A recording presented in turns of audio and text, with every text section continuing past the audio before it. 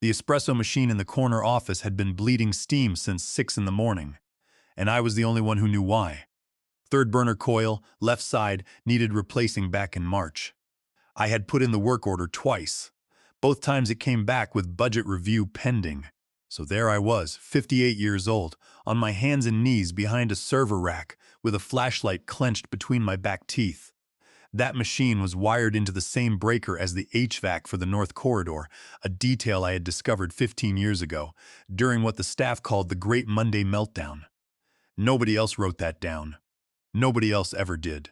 My name is Howard Briggs, and I had been running the physical operations of Tech Vault Systems for 24 years, not managing from a glass office, running them, crawling through drop ceilings, tracking down phantom leaks, negotiating with contractors who wanted to pad the invoice and leave early.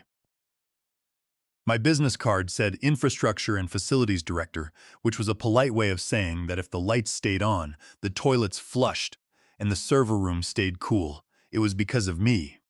I unlocked the front door at 6:40 in the morning for 7 straight years without missing a day. I had 14 keys on a ring, labeled in my handwriting from 1999, when the building was still a gutted shell above a copy shop. The cleaning crew left a mop propped against the emergency exit again. Someone had left a takeout container in the recycling bin marked "No Food" in letters. I had laminated myself in 2007. The building had grown around me like a living thing. I knew which pipes moaned before a cold front hit. I knew which elevator needed an extra second before the doors decided to close. I knew that if you opened the electrical panel in Corridor B too fast in winter, it made a sound like a branch cracking. None of that was documented anywhere, because the assumption was always that I would simply be there. Like the walls, the new HR director, Patricia Newsom, had been with the company for 11 months. She had a master's degree in organizational behavior and sent calendar invites with no subject line. Once she scheduled a meeting to discuss spatial alignment of departmental throughput, which turned out to be about whether I could move 2 storage shelves so marketing could hang a motivational mural. I moved the shelves. The mural said "Grow Through." "What you go through," in hand-painted serif font. I thought about the 3 years I lobbied to replace the water heater before it flooded the mailroom. Nobody flooded the mailroom. A mural about that, the all-staff email arrived Thursday morning with the subject line, "Exciting organizational updates." In my experience, any email that uses the word "exciting" before 9 in the morning is either announcing a rebrand nobody asked for or laying people off. I read the first paragraph at the supply closet, holding a box of ink cartridges. Words like strategic realignment and right sizing showed up in the second and third sentences. I set the cartridges down carefully and walked to my office. I had seen 3 rounds of layoffs in 24 years, same rhythm every time. The email, then the rumors, then the one-on-ones HR called transparent conversations, which were about as transparent as a concrete wall. I knew how it worked. I had more than once helped carry boxes to terminated employees' cars because nobody else thought to offer. The calendar invite landed at 4:57. Patricia Newsom, legal representative, conference room C, subject. Brief check-in. No agenda. I accepted. Next morning I wore my old Navy work shirt, the one with the Tech Vault logo faded to a ghost on the chest. I had worn it to the building's grand opening and to the afternoon when the sprinkler system misfired and drenched the CFO during a board dinner. It was appropriate. Patricia was already seated when I arrived. Across from her sat a man from legal I had never seen, dark suit, folder on the table, the kind of stillness that comes from practicing stillness. Patricia smiled the way people smile when they have rehearsed the smile. "Howard," she said, "we wanted to have a conversation about the direction of the company and your role going forward." She walked me through it in the tone of someone reading a weather report. Restructuring, efficiency initiatives, elimination of redundant positions. The folder slid across the table, inside a severance agreement. 4 months' pay. COBRA coverage through the end of the following month. A non-disclosure clause on page 3. The signature line had my full name printed beneath it. Howard J. Briggs. My middle initial is not J. It has never been J in 24 years, not once. "We will also need your badge and keys today," the legal representative said, "and any company property in your possession. I set the badge on the table first, then the keys. All 14 of them, labeled in my handwriting. I laid them down one at a time, slowly, the way you set something down when you want a person to feel the weight of what they are receiving. "Are you certain?" I asked. Patricia blinked. "About the keys. Last chance." She gave me the HR face. Sympathetic, bland, final. I stood, picked up my empty coffee thermos and walked out through the lobby, past the motivational mural, out the front doors I had unlocked for 24 straight years, into the September morning. I did not go home. I drove 3 blocks, bought a large black coffee, and called Neil Pearson. Neil was a real estate attorney I had known since he was a kid doing odd jobs in the neighborhood. He answered on the second ring. "Howard, you doing okay?" "Not particularly," I said. "But here is the thing. Do you still have a copy of the 1999 lease?" A pause, long enough to mean yes, then. "Oh, that lease, yeah," I said. "That one. They just took the keys back. So I think it is time we read the fine print together." My house smelled like coffee and clean laundry. I dropped my bag by the door, kicked off my shoes, and walked to the hallway shelf, where I kept the binders organized by year. The one labeled lease and property documents sat between HVAC service records and contractor agreements. All 3 held with identical rubber bands. I pulled it out and set it on the kitchen table. Inside, the original lease agreement from 1999, 31 pages, along with 7 amendments spanning the next 2 decades, and a receipt for the $11,000 deposit I had paid out of my own pocket because the founder's checking account was frozen during a tax dispute. I had never been reimbursed. I stopped thinking about it somewhere around year 2. The story behind the lease was not complicated. In the spring of 1999, TechVault had 4 employees and no credit history. The building owner, Thomas, told the founder, Gerald, plainly that he needed a co-signer with a clean record and verifiable income. Gerald brought me to the meeting because, as he put it, "You are the only one who reads contracts all the way through." Thomas looked over my financials and approved it with my name on the lease. Howard Martin Briggs, not as a formality, because I was the one who qualified. After that, I handled every renewal. I dealt with Thomas when the HVAC needed replacement. I coordinated the carpet installation, the code compliance filings, the weird smell in Suite B that turned out to be a dead squirrel inside the insulation. Gerald moved on. 3 CEOs came after him. None of them ever asked about the lease, which meant none of them noticed whose name was still on it. I sat at the kitchen table and read through Clause 9B slowly. Then again. Renewal of lease term shall require written notice from the leaseholder no later than 30 days prior to the expiration of the current term. I checked the expiration date, September 1st. Then I checked the calendar, September 4th.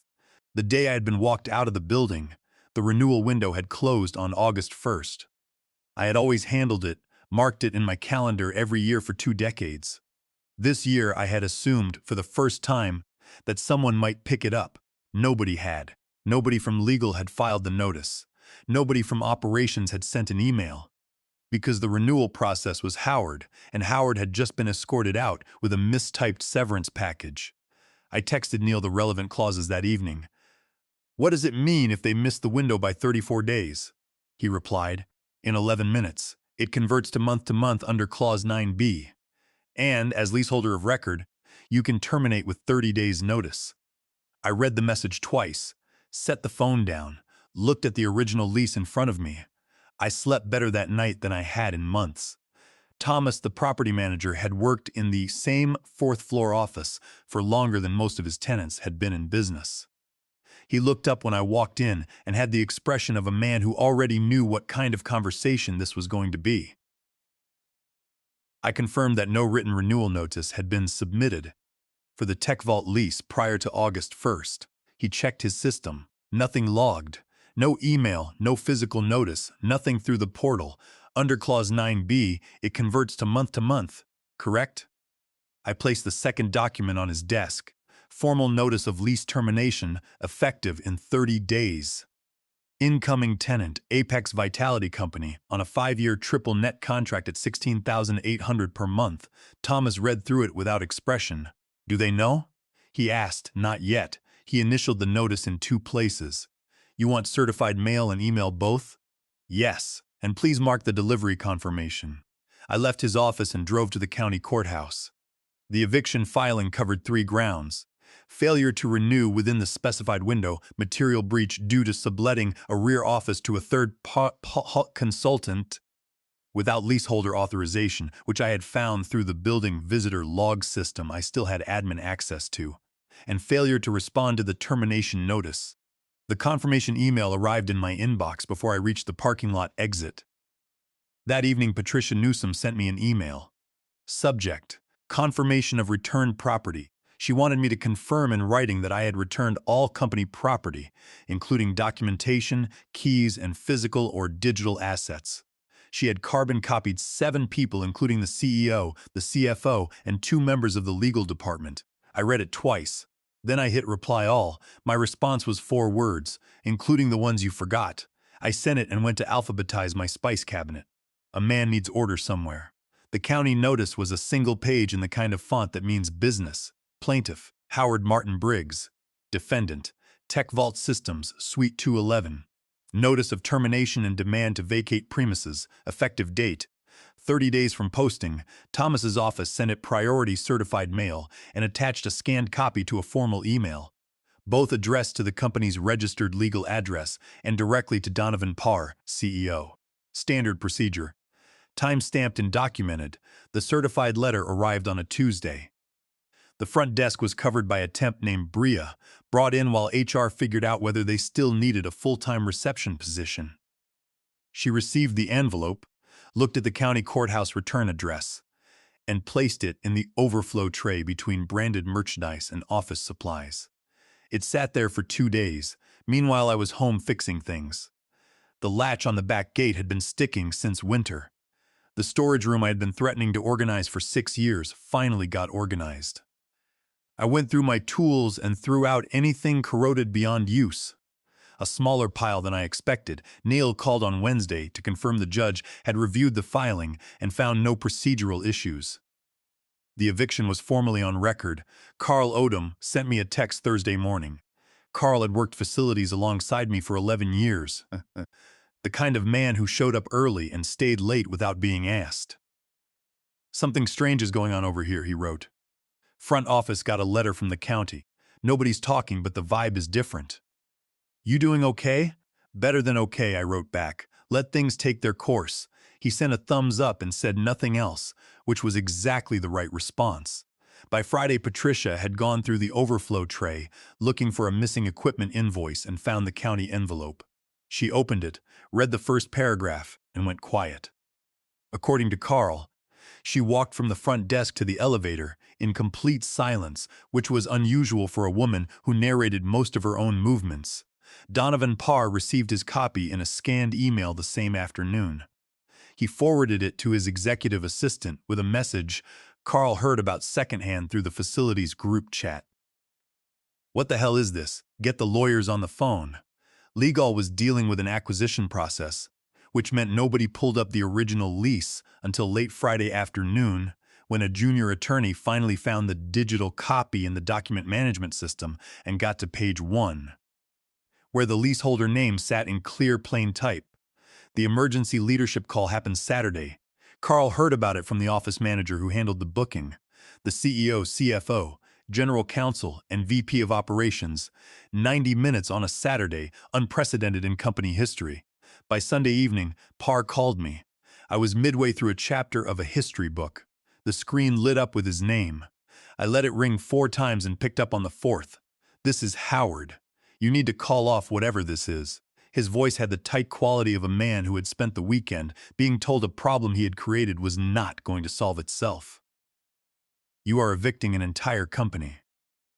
Do you understand what this does to our acquisition talks? We have a term sheet on the table." I put the book down. "I am not calling anything off. This is not the way to handle a grievance." I stirred my coffee. "I would have said the same thing 3 weeks ago, when you handed me a severance package with the wrong middle initial and asked for my keys back. But here we are." He pivoted. "We can work something out. Extended severance, consulting arrangement, advisory capacity while we transition." "The Apex Vitality lease is already signed," I said. "They wire the first 2 months next week." That shut him up for a moment. Then he tried the board, the press, reputation management. I let him finish. I built the operations of this company from a rented server rack and a building nobody else would sign for, I said. I kept it running through 3 CEOs and 2 near collapses. When you decided I was no longer worth keeping, you forgot to check what was still in my name. That is not my oversight. That is yours. The line went quiet, then disconnected. I finished my coffee, rinsed the mug, went back to my book. The chapter was about the siege of a city whose defenders had been completely overlooked by the invading force, right up until the moment when the overlooked ones turned out to hold the keys. Neil slid the final transfer documents across his desk on a Thursday morning. The light came through the blinds in strips. Last step, he said. You sign as outgoing leaseholder, and again on page 4 as authorizing party. Apex Vitality countersigned yesterday. Incoming tenant. Apex Vitality Company. Monthly rate, $16,800, triple net, 5-year term. Signature line, Howard Martin Briggs. I picked up the pen and signed without hesitation. Not out of anger, just because it was what came next, and I was the kind of person who finished what he started. The eviction enforcement is confirmed for Monday, Neil said. Marshall posts the notice at 8. Tech Vault has until Wednesday noon to vacate. Monday morning I sat on my back porch with a thermos of coffee and the old portable radio I had owned since the early 2000s. The September air was cool. I was not watching, I was not celebrating. I was sitting in the quiet I had not had enough of in 24 years. Carl texted at 8:16. Notice is up. You should see the faces. I poured another cup and did not reply. The sequence that followed was reconstructed later through Carl's account and a short video that circulated online by noon. Patricia Newsom arrived at 8:04 with her usual latte. She asked Bria at the front desk if there were any messages. Bria said there was something on the executive floor. She should probably check out before coming up. By 8:09, Patricia was standing in front of Donovan Parr's office door, reading the fluorescent orange notice the county marshal had zip-tied to the handle at exactly 8:01. The notice was laminated. They had started doing that after defendants claimed non-receipt. She tried to peel it off. It held fast. She called building security at 8:12. Security arrived and confirmed the notice was official, legally binding, and not safely removable. Patricia called general counsel at 8:22.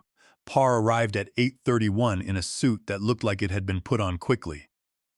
Carl said he read the notice on the door, stepped back, and then read it again more slowly. People do that when they need a moment to accept the words are not going to change. By 9:02, Thomas, the property manager, called Parr directly. Carl was not in the room, but heard about it from the office manager who was in the corridor when Parr came out and told 3 separate people what Thomas had said. Thomas, apparently, was professionally cheerful.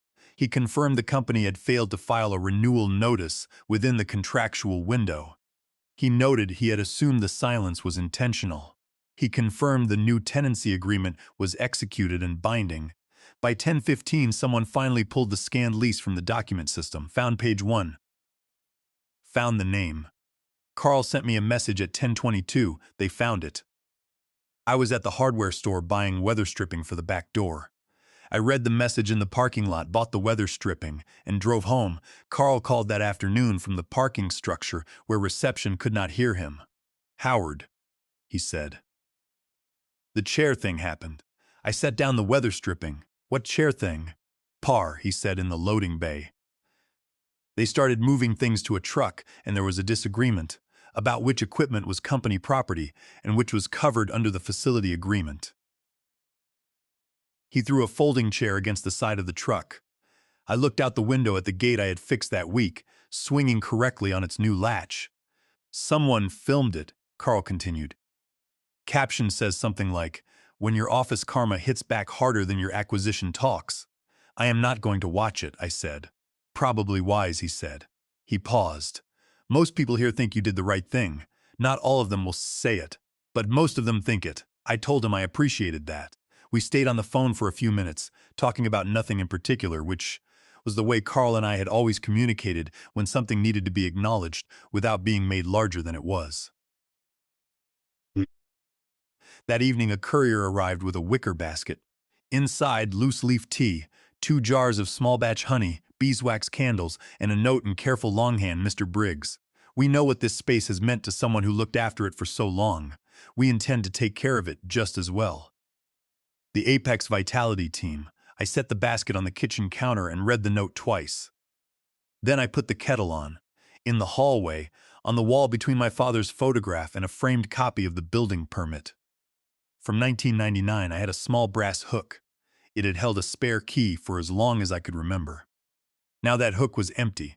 I went to my desk drawer and found what I had kept when I handed back the company ring. The original master key from 1999, given to me by Thomas personally the day I signed the lease. Not a company key. Mine. Given to me as the leaseholder. I had not handed it over because it was not company property. I hung it on the brass hook. Not as a symbol, just because it belonged there, and I had 24 years of practice putting things where they belonged. The acquisition fell through in October. Not because of the eviction alone, though that was part of it. The acquiring company's due diligence team flagged the disruption as a sign of operational instability. Their assessment noted the company had outsourced its entire operational memory to a single long-term employee, whose departure triggered a cascading series of avoidable failures. They were not wrong. Donovan Parr issued a statement calling the eviction a contractual dispute now fully resolved. The company found temporary space in a shared workspace, building 12 blocks away at nearly twice the previous monthly rate. No dedicated server room, no private loading access, no after-hours entry agreement. Carl said the IT department was working out of a repurposed conference room with extension cords running under a raised floor panel. The espresso machine had been left behind because no one could document which department's budget had ever covered it. I did not miss the building the way I had expected. I had thought the absence would feel like the loss of a long habit. It felt more like setting down something heavy I had been carrying long enough to forget. It was in my hands. The eviction proceedings cost me $940 in filing fees. Neil charged his reduced rate, which he called the rate for people I trust. The Apex Vitality lease generated a referral commission I had negotiated as part of the signed transfer, enough to cover the legal fees 3 times over.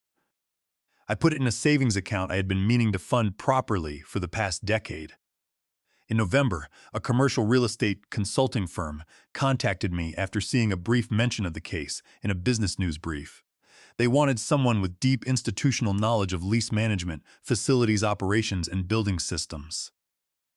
The work was part-time, paid by the hour. I took it. By January, I had 3 separate clients, all of them companies that had discovered too late they had been running physical operations on the memory of a single person rather than documented systems. The work was straightforward and thorough, and paid enough that I began to think seriously about a property in the mountains I had been looking at online for 4 years. Without ever calling the listing agent, Patricia Newsom left TechVault in December. According to Carl, who stayed on through the transition and continued sending updates in the measured factual tone of a man who reported what he saw without embellishment. Her departure was announced as a mutual decision to pursue new opportunities, which was the same language the company had used in my termination. Carl was offered a position with the Apex Vitality Facilities team in February. He texted me before accepting. I told him to take it and ask for more than they offered. He got $4 extra an hour and a dedicated parking spot, which he said mattered more than people thought. In late March, I drove past the building on a Tuesday afternoon. The Apex Vitality signage was up above the entrance, clean white letters on a dark background. Through the lobby glass, I could see plants, a reception desk with someone actually at it, lights on everywhere. The building looked maintained. I parked across the street for a few minutes, not for any particular purpose. Just to finish a thought I had started months ago and not quite completed. 24 years is a long time to learn a building. To know where it weakened and where it held. To know which systems would fail first under pressure and which would outlast everything around them. I had put that knowledge into the place the way you put thought into something you intend to last.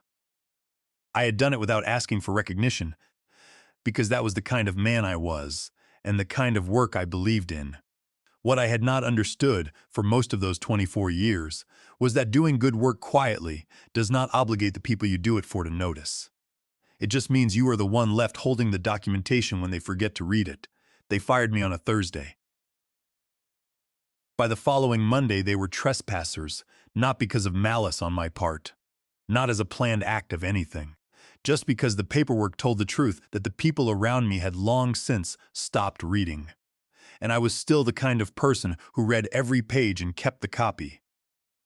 I pulled away from the curb and drove north. The mountains were still there on the listing. The agent had called twice. I called her on the way home. She picked up on the second ring and asked if I was still interested. I told her I was. She said there were 2 other parties looking at it. I told her I was not worried, that I had read the full listing documents carefully, and that if she could confirm a few terms, I could be ready to move quickly. She laughed a little. "You are very thorough," she said. 24 years of practice, I said. We had an appointment set for the following Saturday before I reached the highway on-ramp. The mountains were 2 hours north. The road was clear. I turned the radio on to something quiet and drove. Some people leave a job and spend years looking back, measuring the distance between who they were inside those walls and who they become outside them. I did not have that problem. I had always known who I was, they just forgot to check.